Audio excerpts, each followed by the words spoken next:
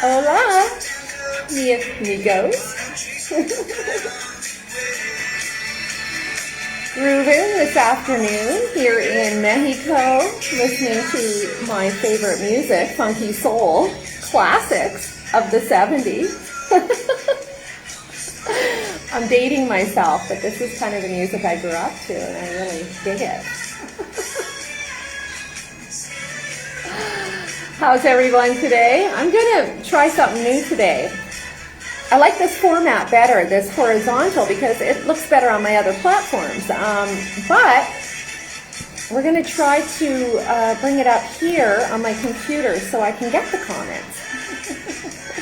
Hi, Justin. How's it going? I'm hanging out on this Tuesday afternoon. Big full moon last night, right? Getting some Palo Santo all lit up here. Cleansing the energy. Cleansing my stones. I did all that yesterday. Clean my house with apple cider vinegar. I do all these special things on the full and new moons. I always have. So yeah, a day kind of spent on enhancing my environment and moving away any negativity that might be in my realm.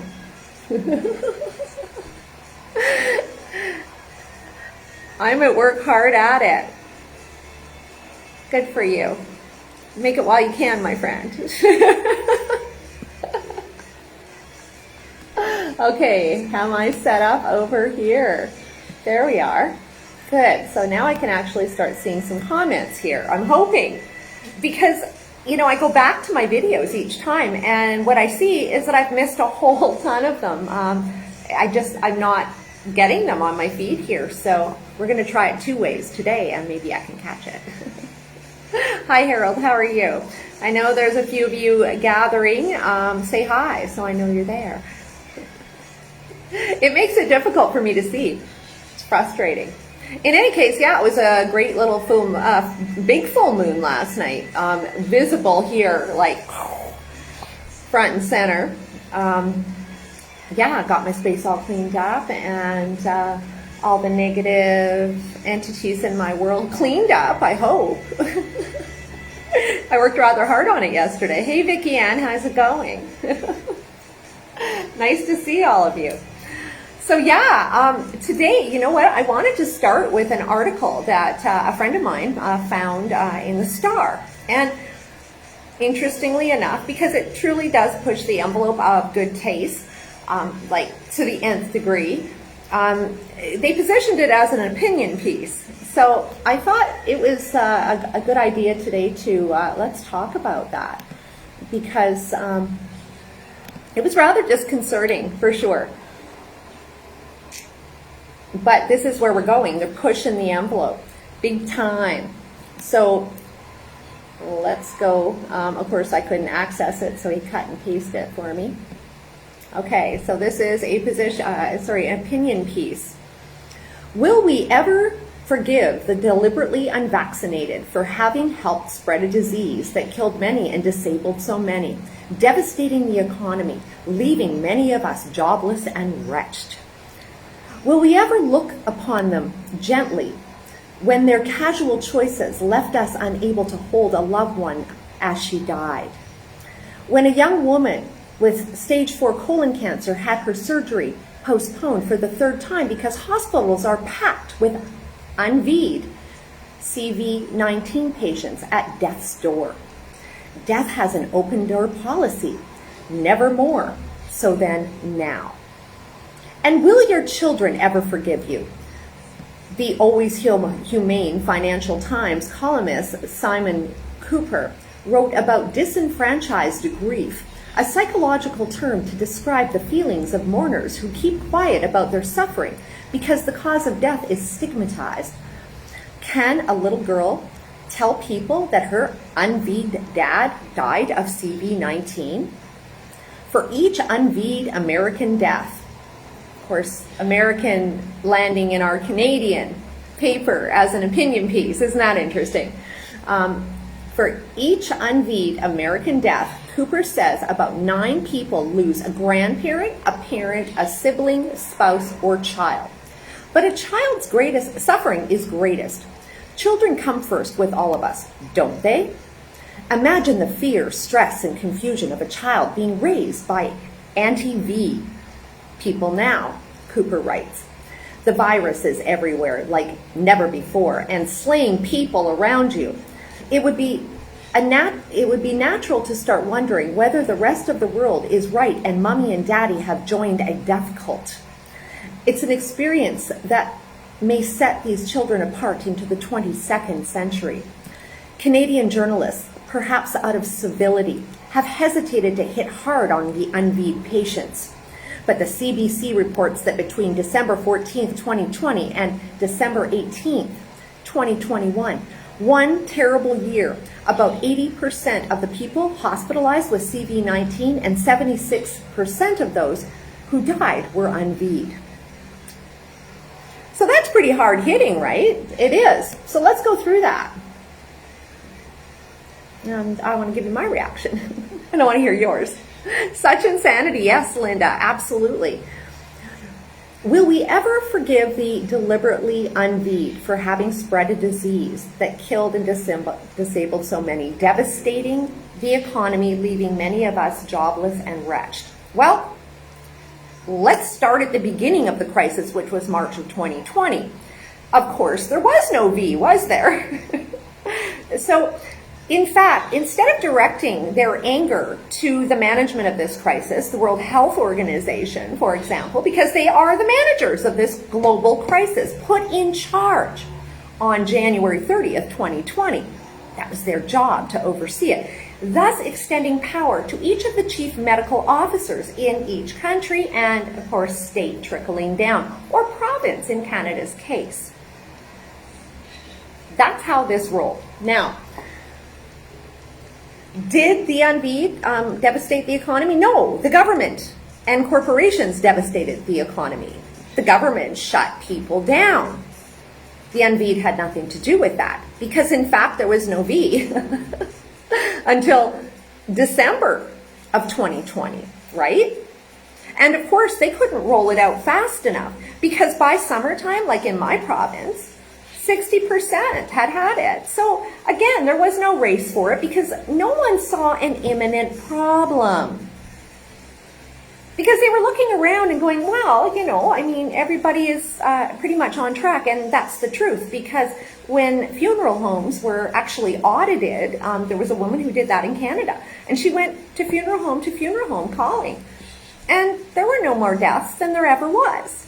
So interesting. FK, this insane propaganda and cult COVIDians shedding all over everyone, thinking they aren't getting people around them sick. I want Nuremberg too for all these pushers and propaganda. Okay, now I get that. Except, you guys,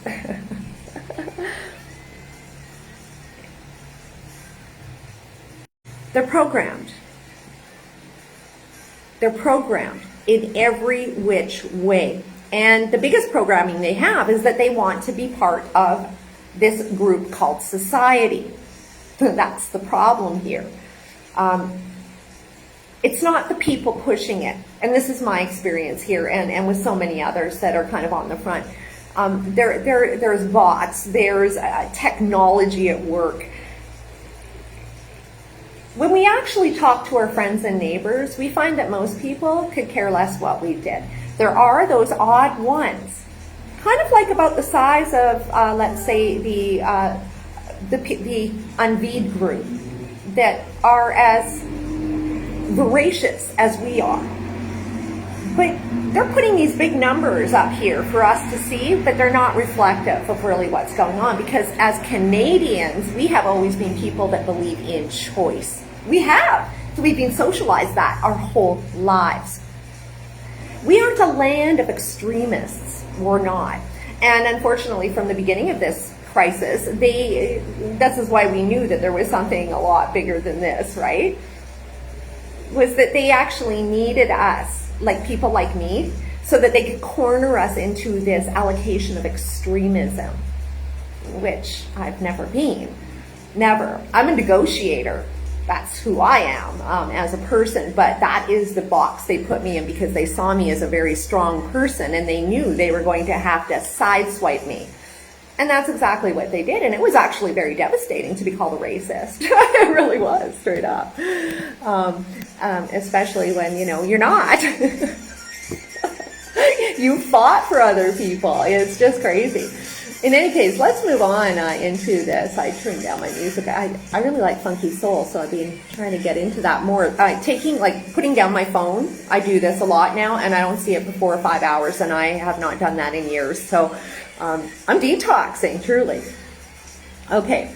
Will we ever look on them gently when their casual choices left us unable to hold a loved one as she died? Well, again, when this was going on in the height of that, because I was actually involved with fighting for the elderly that were in those homes being locked down, the Envied had absolutely nothing to do with that. This was before the time, and the state did that. The corporations that own the nursing homes did that. The Envied had nothing to do with it. Again, we weren't even on the table at that point, so people need to understand. I understand the mass formation. I mean the ones behind it. Yeah, Vicky, I get that too. Forgive me sometimes for being able to, you know, push another point home, right? Now, again, casual choices. Again, even if we were on the table at that point, none of us have come to this conclusion that we don't want that shot out of a casual choice. It has proven itself to be the absolute hard road to take, the most difficult road to take. Because as we know, they are literally pushing us out of society. And it has forced people to take early retirement, to quit their jobs, to reroute their entire futures. So no, it's not casual. And that inference is an insult. See, that's not how you negotiate. See, what this is, oh, yeah. In any case, when a young woman with stage 4 colon cancer has her surgery postponed for the 3rd time because hospitals are packed with Envied CV-19 patients at death's door, well, I'm sorry, that's, again, untrue. We know the majority that are going in have had their, because that's why they're there. And this is why we must, again, fight for our choice. This narrative has to end. And again, the state can say whatever they want, but there is no corroborating evidence. And these are the ones that are talking about how science rules all, but they're talking on a completely anecdotal level. 100% anecdotal. And that's what they accuse us of. So again, at the end of the day, we're never going to come to any common grounds when we're talking absurdities. Absolute absurdities. And again, this is why and how they're creating this adversity. They want the adversity. They need this negativity for this agenda to flow forward. They need to rip us apart. And again, with this, what they do is inspire anger, right? On our side. And then what we do is we literally flip it back at them, and what do we create? It's absolute misunderstanding. It's apples and oranges. We're no longer 2 peas in a pod. Death has an open door policy, never more than now. And yes, death does have an open door policy. It does. But again, to blame the fact that the fact that this is actually a restructure of the medical system, unfortunately, the writer of this, is not aware of that fact, because that's true. In Saskatchewan, for example, there were 11 emergency and ERs shut down in rural areas at the beginning of CV. And at the end of the day, only 6 of them reopened. That's what happened. So we know that there is a restructure, and I did a lot of work on that frontier during my time with No Mask Sask and all my videos. And actually, there's a video in my series on YouTube all about that. And we did the map, and we checked out what was actually going on. And of course, I was the one going into hospitals too, with the camera. at the beginning and caught what was busy to them, and that was 2 people in the emergency. So this is what's happening. And will your children forgive you? The always humane Financial Times columnist Simon Cooper wrote about disenfranchised grief, a psychological term to describe the feeling of mourners who keep quiet about their suffering because the cause of death is stigmatized. Can a little girl tell people that her unvied dad died of CV-19? Can a little girl tell her friends that her fully jabbed dad died of the jab? See, all of this we can just absolutely flip backwards to them. And this is, again, the polarization that they're creating. The New Order wants this to bring their plan of Agenda 2030 and a global government to fruition. I can't stand hearing the word CV at this point. Everyone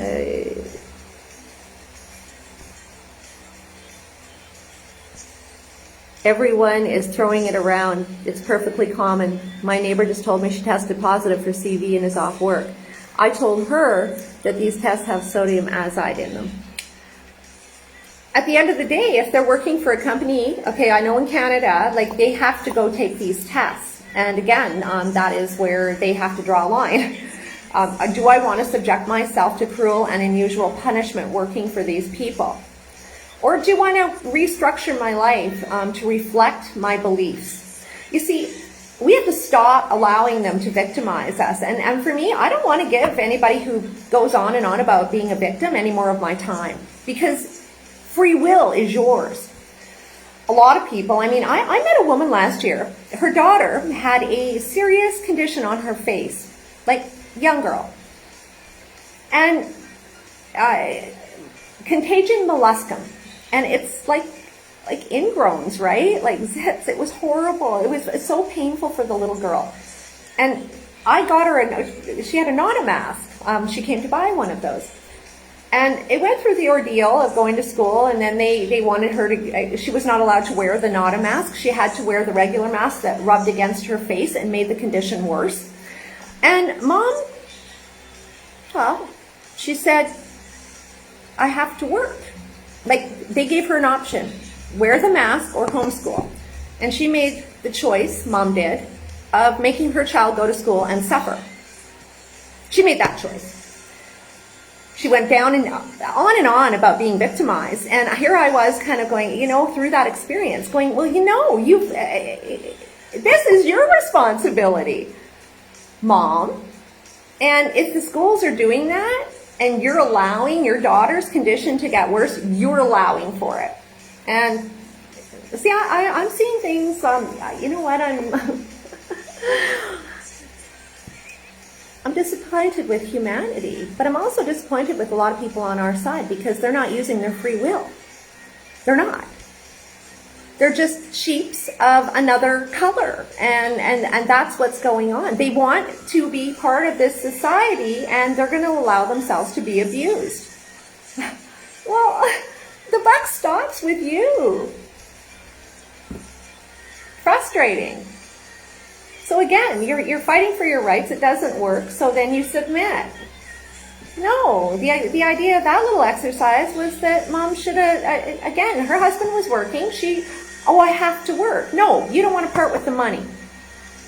That was the real thing going on there. And I don't know what their circumstances were, but I can tell you, if it was my little girl, she would never go back to that place. Never. That's why I didn't have kids, because I knew I would be one of those parents that would never submit to this kind of nonsense. And I knew I'd have to change my life on a dime. That's why I decided against it. Straight up. But you know what? Sometimes I'm starting to understand why they want to control childbirth. Like, this journey is making me understand all that, and I hate to say it, but it's you'll let your kids continue to go to school knowing that your life is going to be continually interrupted with this thing going on. And again, live in a fight every day. We have choices. And the thing is, I have a lot of friends that have made really hard choices here too. They're now living with less. They're downsizing their lives. They're doing what they've got to do to get through this in order that they attain some level of peace in their lives. We have to do that. It's the only way to get through the next while. The next 8 years is going to be brutal, kids. And if the digging the heels in model is not working, it's not. Because they're going ahead whether you like it or not. The corporations are taking the rope. I mean, they're running with it right now. Where the government can't get it through, the corporations are just putting it into their policy, and then it extends out from there. Really sad here. Oh, you know what? Let's finish this article, though. Okay, for each unvied American death, Cooper says about 9 people lose a grandparent, parent, sibling, spouse, or child. But a child's suffering is greatest. Children come first with all of us, don't they?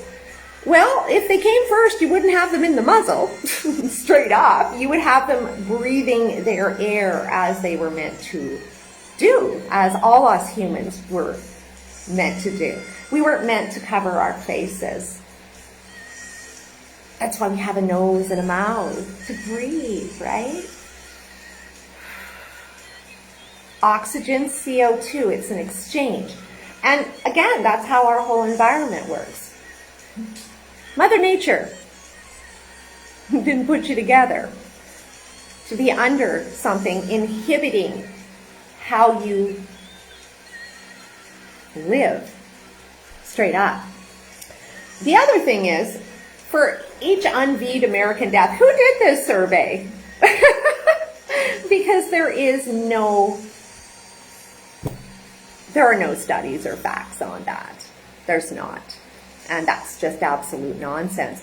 Throwing numbers into it.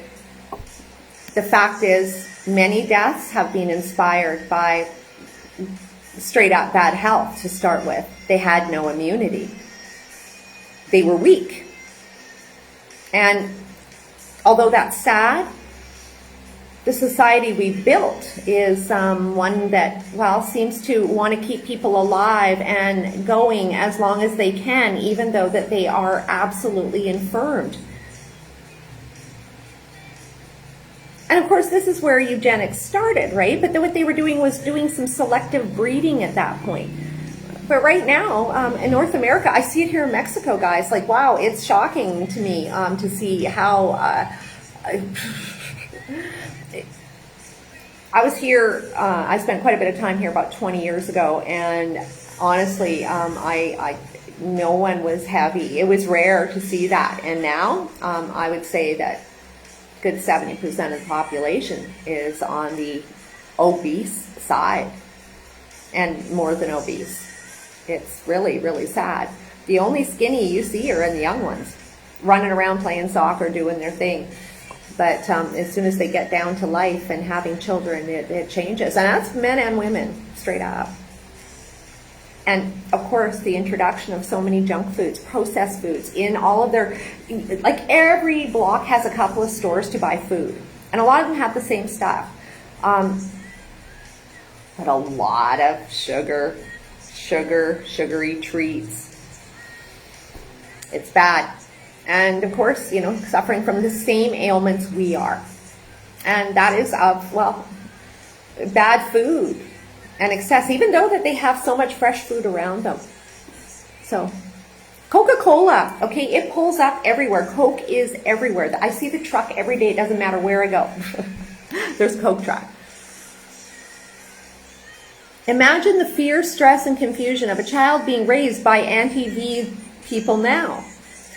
I have to agree with that. It's stress and confusion, especially when you keep throwing them into the pot with the V, truly. The virus is everywhere like never before. It's slaying people all around you. it would be natural to start wondering whether the rest of the world is right and mommy and daddy have joined a death cult. Now that's the funny part, because of course we believe, us that are unveed, we see where the veed as the death cult, because that's where the majority of the deaths are coming from. That's the majority of hospitalizations. It's crazy. Again, we're literally, they're transposing our argument on theirs, and they hope to win by majority. Canadian journalists, perhaps out of civility, have hesitated to hit hard on unveed patients. But the CBC reports between December 14th, 2020 and December 18th, 2021, one terrible year. About 80% of people hospitalized with CV-19 and 76% of those who died were unveed. That is crazy. Again, absolutely and blatantly untrue. You have to know, like, I know people that had to go for treatments in the hospital. You're not getting through that door unless you get the shot. And that was happening as of even last summer. So that was July of 2020. I know several people with cancer treatments, and they had to get the V before they went for them. To get into emergency, it was testing first, and if you weren't V'd, they've been pushing for that hard, so no. Again, blatant lies. And of course, CBC is a wing of the state. It's propaganda. And again, all of these guys, propaganda. This being positioned as an opinion piece. Propaganda. Because it's editorial for the state, disguised as opinion. In any case, let's look for some comments here. Hopefully some stuff is... Yeah, on my computer, it doesn't want to do that. Let's see. Deborah, it's not an easy road to take and stay on when so many want to derail your personal choice. You know, and that is interesting that you say that. That's the truth. It's actually a trait of narcissism, right? Is people that always want to derail you. So they're actually promoting narcissism within our nearest and dearest, or those narcissistic traits are popping out for the first time, or it's the first time you're noticing. And for a lot of us, this has, well, it's manifested in us understanding that we were actually surrounded by it. And not understanding it because you lived in it your whole life, right? You were surrounded by these people for most of your life. Because, you know, I've seen a lot of falling out between family and friends. Again, people, long-term relationships. And, yeah, the narcissist comes out to play. Comes out of hiding. Because they got pushy about it. See, their regular manipulative tactics didn't quite, well, their true selves, as I've been saying, Agenda 2030, it's it has actually helped people express their true colors. And if anything, this Great Reset, I actually think that's a gift. It is, because you're not going to have to waste any more time on those people. Because they take a lot of time, right? Narcissists always take a lot of time. Definitely not an easy road. Hard as hell, and it's going to get harder because no matter what, they are pushing this through. Thank you for your post. Oh, thank you, Kay. You know, they're going to get their way. We're dealing with a global government, okay? We're not dealing with Canada or United States anymore. Again, we have to look at this as a global picture. We have to. We've got to get our heads out of the national game because the globalists are dictating our lives. And unless we understand them, we're never going to understand how this is going down.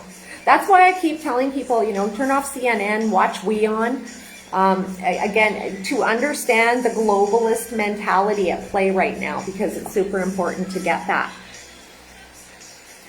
with this technology, people that believe in freedom, the technology is keeping us all together in forums, even keeping us all together on feeds, like on CBC, for example, or actually, no, because they won't let us comment anymore, right? How long has that been going on? Probably like 8 months now. But with all the groups, and even when you reply to an article, of course, what we do see immediately is all our friends who have commented on that same article. And it's not showing us the other side enough unless you really go digging. On your initial look, you're going to see all support. So what it's doing is actually making us think that we have more clout than we do. But we can see from the beginning of this, people didn't come out to protest. They left it to other people. They didn't see the seriousness until a year later. And again, that's when people started percolating, going, whoa, whoa, whoa, what's going on? Well, maybe these people aren't so crazy after all. Fact is, too, it takes a real big person to admit that they misjudged a situation, especially if they fought with you about it. And that's the truth, right? It takes a big person to say, hey, you know what, I think I was misled. And that's the problem with all this, too. People, again, ego. And the New Order knows that because this is largely based on ego. It is. That's how they positioned it, as doing your civil duty. A communist trait. The thing is, we all know that, of course, we're not getting people sick because, whoa, we haven't been sick ourselves. So many of us that have stayed out of this. Again, I've met people that have had CV, for sure. Not that many, though, I have to be honest with you. Not that many. Because the people I kind of hang out with here take care of their immunity. That's kind of what I attract. So, segue question, did you bring your cat to Mexico? I don't have a cat. I don't have a cat. No. I have cats that would come by my house and visit on a regular basis, but I don't have any. Here, the cats are crazy because they're all night. There are cat fights and all sorts of things going on. They run wild here. There's no indoor cats. No. Every creature runs free. It's interesting. I had the opportunity to read Klaus Schwab's book, Bunk Book. It all boils down to out of order chaos. Their order. But in order to establish their new order, they need chaos to ensue in order to gut our previous definitions of democracy, freedom, all of that. And that's what is happening right now. You're absolutely correct, for sure. Again, Second World War. They had to create chaos. And that was a great reset. It truly was. And something I came across last week, this was funny. Where is it? Do I have it here still? Oh, maybe not. It was... Oh, yeah. Right here. Luckily, I never closed my windows. I thought I saw a post with a bird cage. Oh, I don't know. Oh, that wasn't mine. No, that was on a bus. It was somebody else's. Okay, so who knew this? Baron Louis de Rothschild, dead, paid 21 million ransom to the Nazis. This was an article from January 17th, 1955. Of course, following the Second World War. Baron Louis de Rothschild, member of the Vienna branch of the famed banking house, died in Montego Bay, Jamaica, yesterday at the age of 72. A resident of South Royalton, Vermont, Baron Rothschild was in Jamaica on vacation. When the Nazis took over Austria in the Anschluss of 1938, Baron de Rothschild, then head of the Austrian banking operations of the family, was held prisoner by Nazi secret police. He was released only after lengthy negotiations between the family and the Nazis upon payment of $21 million believed to have been the largest ransom payment in history for any individual. After his release by the Nazis, he went to South America. Later, he came to the United States and became an American citizen. Besides his commercial activities, the Baron was also known as an amateur archaeologist and sponsor of research projects in the physical sciences. You don't hear any word about that. And you also don't hear any word about, this was from the archive of the Jewish Telegraph Agency, which was 1923 to 2008. I found it interesting because that's something that a lot of us don't know, that the Nazis stole the bank. What a lot of people don't also know, that a lot of the Nazis ended up back in the United States. A lot of the scientists under Operation Paperclip, and interestingly enough, so did Baron de Rothschild. Isn't that interesting? In any case, I want to do more research on that because, here's another one. Let's hit Adolf Hitler against the Rothschilds. Adolf Hitler was a strong opponent of the Rothschilds. Jews worldwide declared war on Germany on March 24th, 1933, immediately after Adolf Hitler came to power. In the Sermon of the Week, on the 8th of May in 1942, the Jewish Chronicle said this, "We have been at war with him, Hitler, from the first day that he gained power. When Adolf Hitler was in power, he arrested Baron Louis de Rothschild. He was released by the National Socialists on April 8, 1938, and the Rothschild Bank was confiscated." So he was released with the 21 million, plus they stole the bank. In September 22nd, 1939, the fortune of Julius Rothschild, a member of the well-known Jewish banking house, was confiscated by the National Socialists. Adolf Hitler and the National Socialist Germany made a film called Die Rothschilds in 1940 on the deceptions of the Rothschilds and how Nathan Rothschild deceptively spread the false rumor that Napoleon had won in the Battle of Waterloo, causing stock prices in London to fall rapidly. When the truth is revealed, Nathan Rothschild had already bought equities for a ridiculously low price. Isn't that interesting, huh? Had a conversation with a family member. She said she didn't have the energy to fight any of this. Then she starts posting shit for the other team and started mocking my posts. Had to tell her it really hurt me, but fuck, she claims to be the victim that jumped in front of the car. Yeah. Okay, well, we're realizing that there's a lot of people in our world that want to be victims. They're willing this victim mentality so the state can take care of them. And honestly, at that point, we have to protect ourselves, mostly our souls, right? We do, Justin. That's the only way. For me, when you see these about faces in people, again, it's giving you a gift and saying, you know what, it's time to find the people that reflect who you are, rather than giving the time to people that betray you and make you sad. Again, we don't have to do that. It's society that makes us do that. Family is so important. Well, sometimes family isn't all that important. Sometimes it's not, and sometimes we need to say no more. It's a myth. You see, this is how they keep us. Like, they also know the New Order. You think that wasn't banked in the AI? That, again, the true colors would be expressed. They knew exactly how this was going to go down. They knew exactly.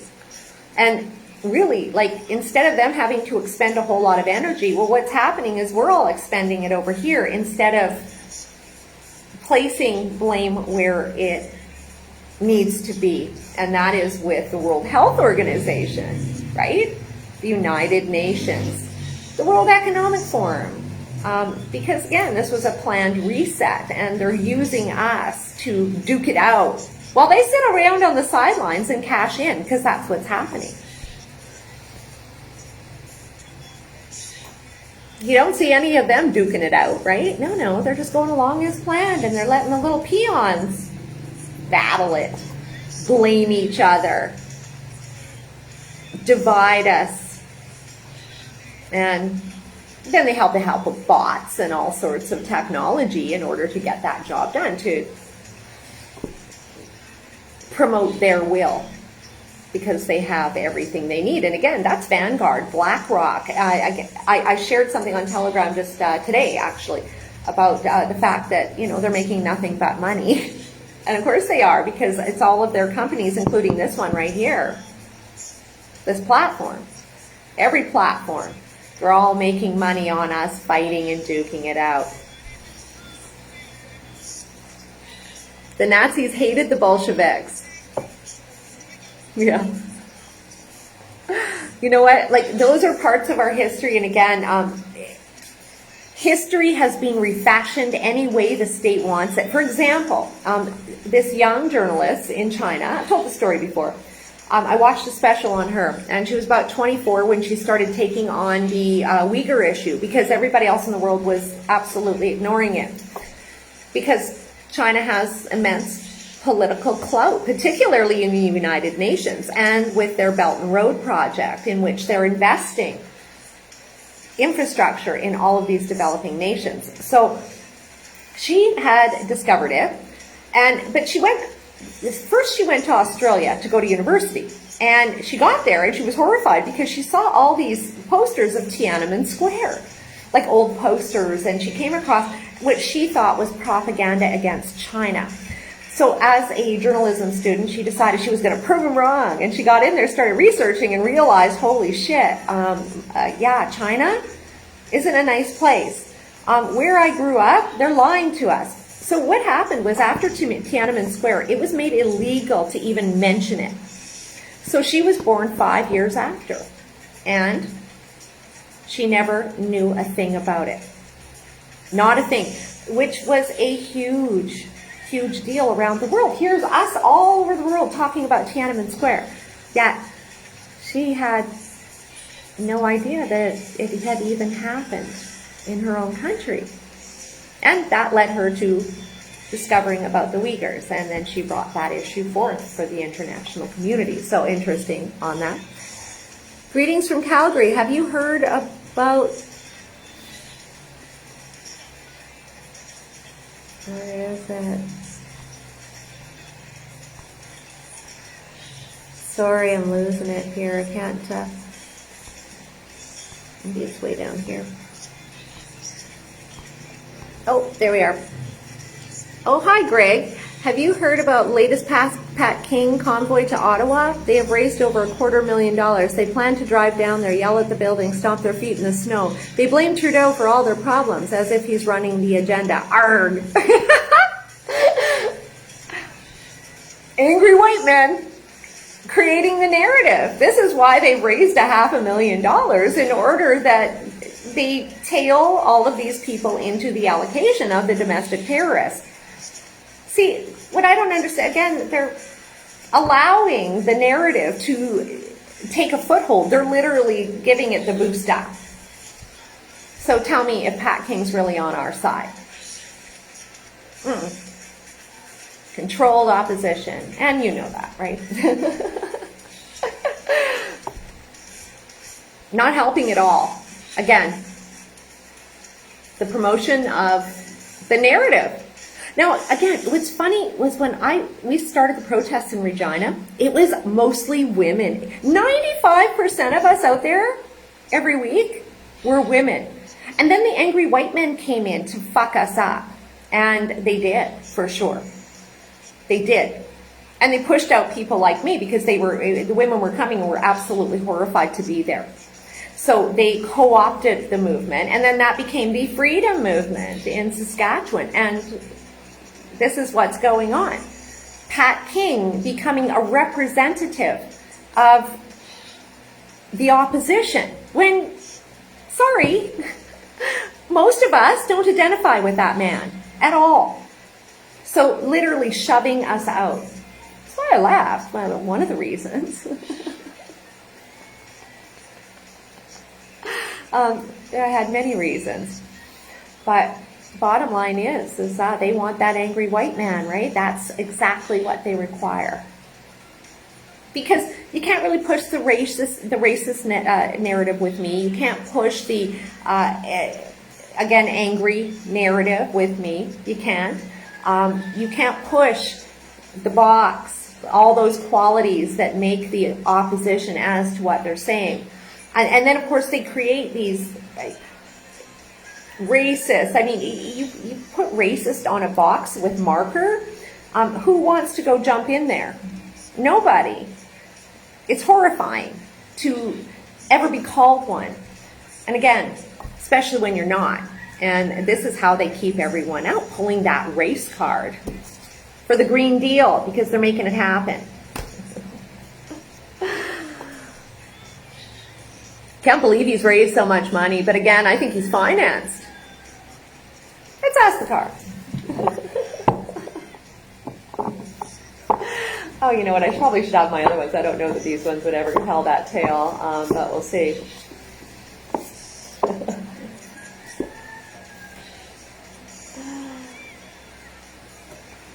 Monopoly. They want a monopoly. Ethnic cleansing through genetic modification. But Pat King, now that starts to make sense right there. Nutrien, Saskatchewan, they write more receipts than the government of Saskatchewan. And they have been instrumental in the controlled opposition, or the payment and creation of the controlled opposition, and I know that. Truly. Check them out. They they are biotech, and I know that the financing for the Regina Freedom Movement largely came from that, because that was George Seitz. His brother works for this company. And that's the guy who bullied me and made rumors about me and all of that sort of thing right from the beginning.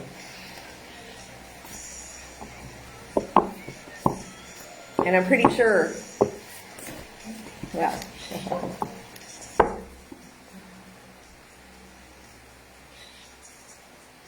Redefining food systems. That's largely about it. A lot about it. Again, food systems, plant-based diets. You know what, really, what this comes down to is making the food the price it is supposed to be. It's the end of subsidies on a global scale, right? This is what's happening.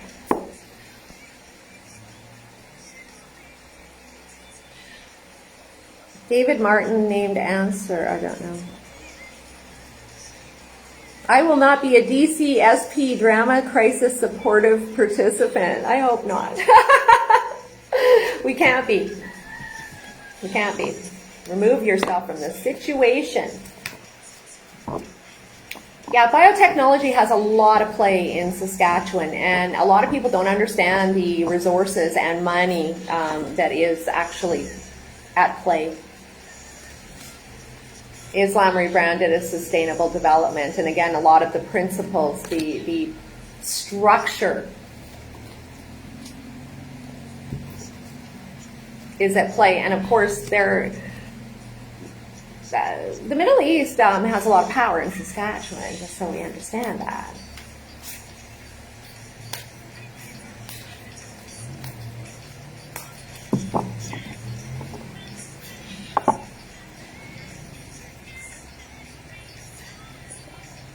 Socialized healthcare, a key to it all, right?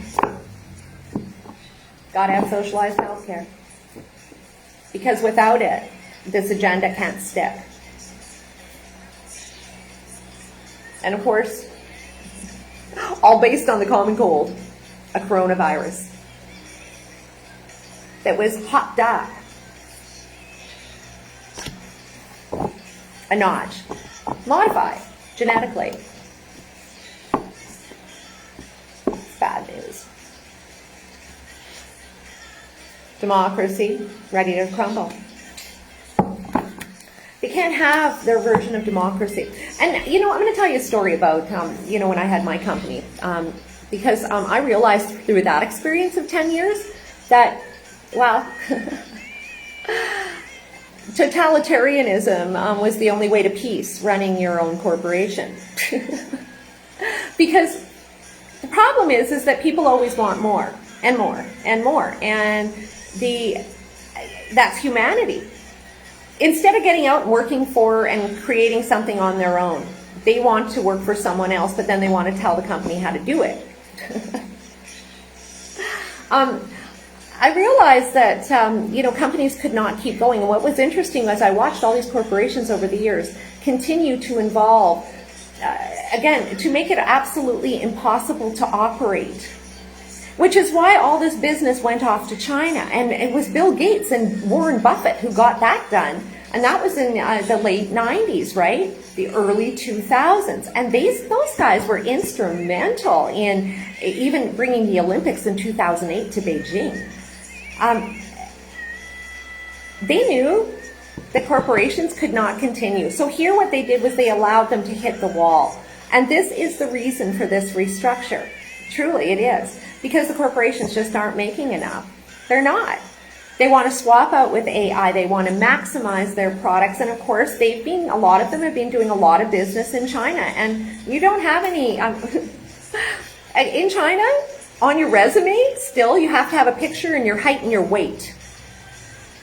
Okay, there's no, again, I'm not really part of corporate culture, but there is no diversity. Hiring from many different nationalities. There's no policies in those regards. And again, sexual harassment and all that kind of stuff is still, it's an expected thing working in China. It's a lot easier to make money in a country, even if you're paying more tax.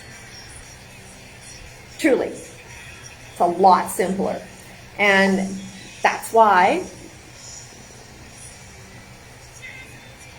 they don't view the West as profitable anymore. And we're going to see shifts, and that's the global stage. That's what's going on. Answer is big data management company. It's all data now. Everything's going to be data, data, data. DNA is your data. Your identity won't be you. It will be your DNA. And that is literally the way they're fashioning us.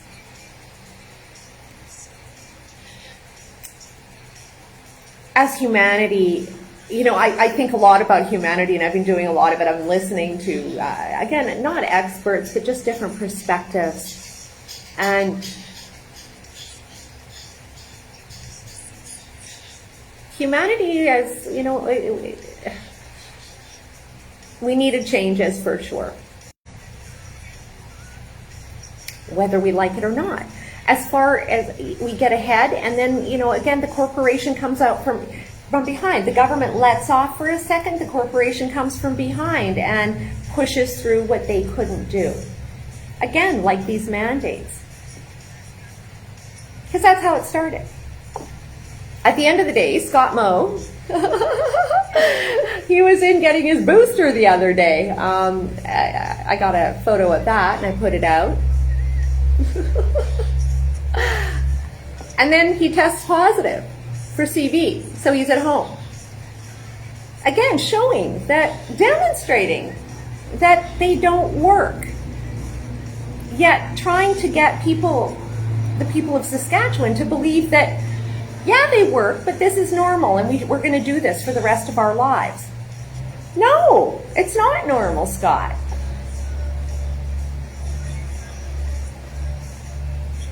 Scary. But again, this is a new program, and what's going to happen if they keep going at this and going at it, people are going to accept it, and they're going to go, well, that's just the way it is. And that's the interesting thing. When you go to different countries, you start to see this. You come to Mexico or Ecuador, and you go, I don't understand why they would do it like that. And they're like, well, that's just how they do it. And you go, okay, and then you accept it and you move along, because in order to engage in that society, you must do it. And that is what's happening here. What we need to do is get out of the negativity. That's the big key here. All the corporations were signed up with Agenda 21 right from the start. And they weren't. I mean, Rio, 1992. But I can tell you guys, I was at UN camp in 1979 at 12 years old, representing Malta. 12 kids in all of Canada went to that camp, okay? Just so you know.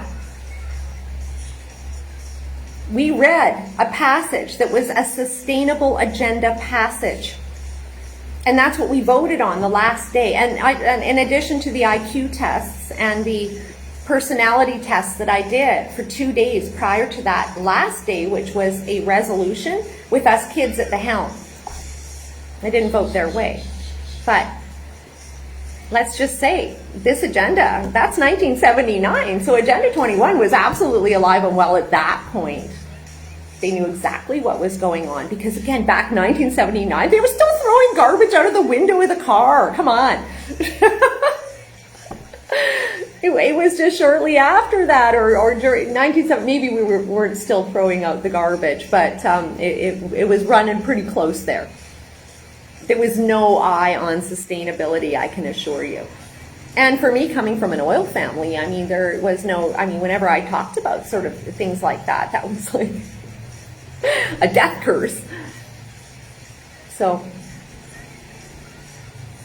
and the question remains, are the swabs making people sick? Possibility.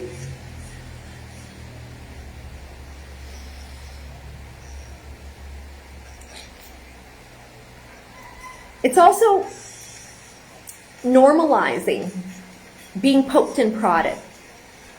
Because, see, for me as a child, I was a sickly child, so I was poked and prodded all the time. But most people haven't been socialized to that. So again, for this new V agenda, it's going to be a requirement to get shots like animals all the time. Boom, boom, boom, boom, boom. The kids are going to get everyone on the schedule, because the UN has, I mean, part of Agenda 2030 is a huge vaccination Agenda 2030. And it's global vaccination for children all over the world. And they intend to get every dose into them. And of course, I mean, a friend of mine, her daughter took her newborn 2 weeks old in, and she got 9 shots, 9 different V's in 2 shots, including HPV. Why would a child, a baby, get that? And again, like they're innocuous. And we know they're not.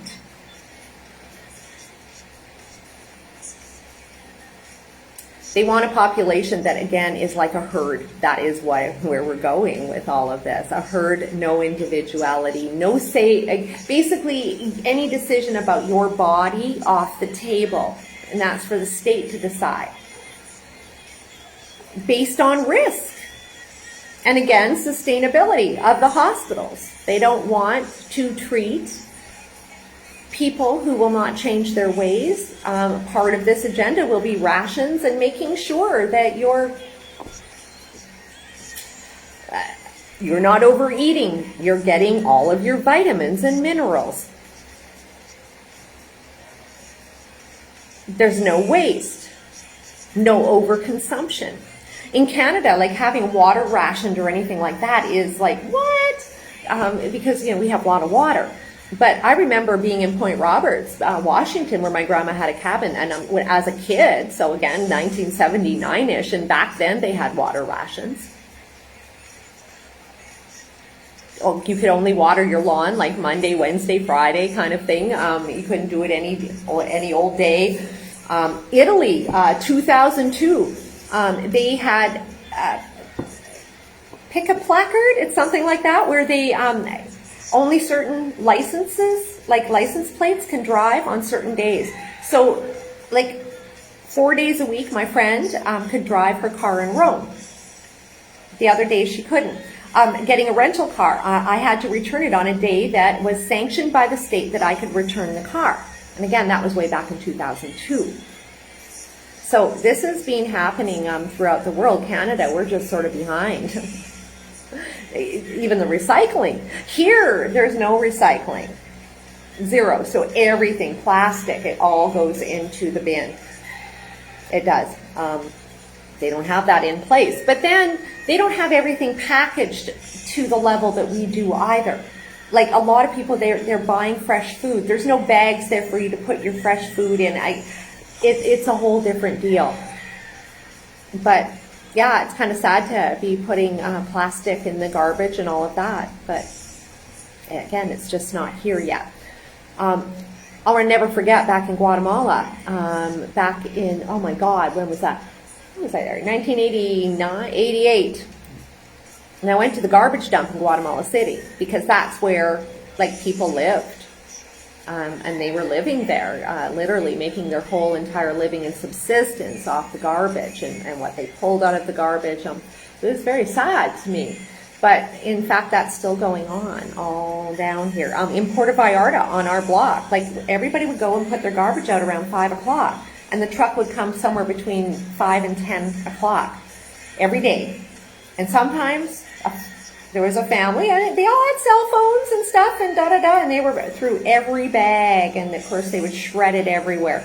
And that's the residents would get angry with them because they made such a mess of it.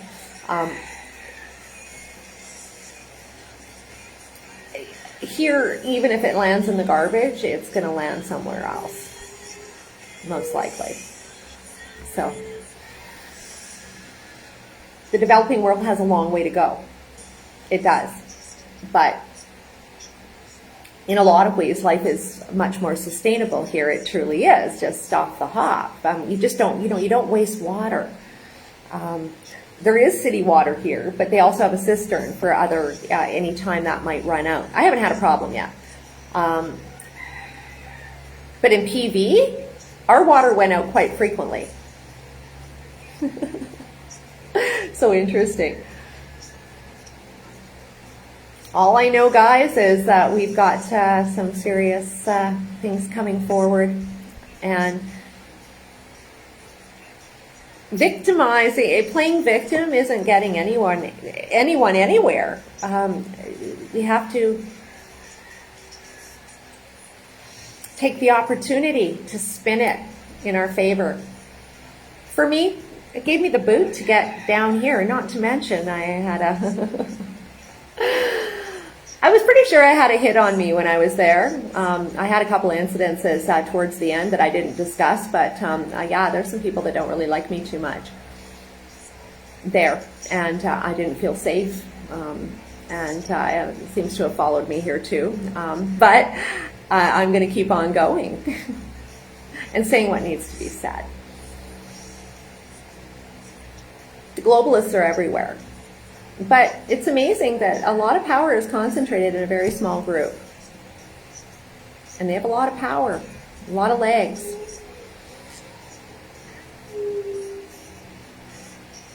We're not getting anywhere, again, with this adversary. We're giving them what they want when we are adversarial. And, my suggestion is instead of duking it out and trying to validate yourself by having someone see your side, save that energy and put it inside. You need to, because honestly, you need to be strong for what's coming. Infallible. And for me, again, I don't live in fear at all. I'm very cautious though. My life's changed throughout this 2 years. And even again in Regina, things weren't that great. I'm lucky I got on my way.